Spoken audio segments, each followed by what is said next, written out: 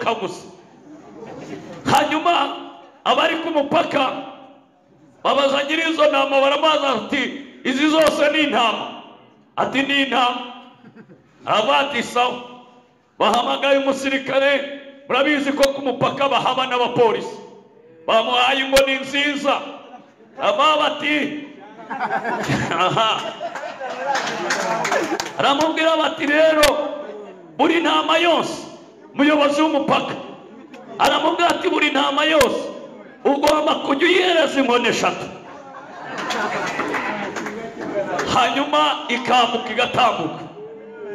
Ntama ya mbere iratambuka, itambutse inkoni ya mbere, iya kabiri, iya gatatu, intama iratamatama. Ko mu Kinyarwanda bavuga iyo ngiyi birarokotse iratambutse. Iya kabiri inkoni ya mbere, iya kabiri, iya gatatu iratamatama, kandi intama uyikubise ntabwo itera amahane, ahubwo ica bugufi yikika. Ntabwo intama niyo wayirenganya ntabwo iva muri korari cyangwa mu murimo w'Imana cyangwa ngo ivuze induru. Iravuga ngo uwampamagaye ndabizi neza ko azandwanirira. Ntabwo ireka kudiyakona nubwo yahura n'abantu babi. Nibwo mwarimu yayibera mubi cyangwa pastor akayibera mubi, kuko nabo bajya babaho babi.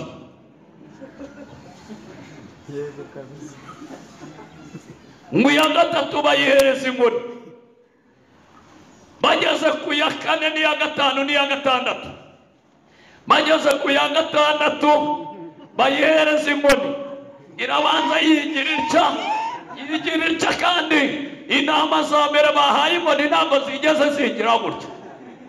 Bayihaye iya kabiri, kwihangana birangira muka ngo imoke irabirukana na bose ishaka kubarya, igiye kubarya barayirashe.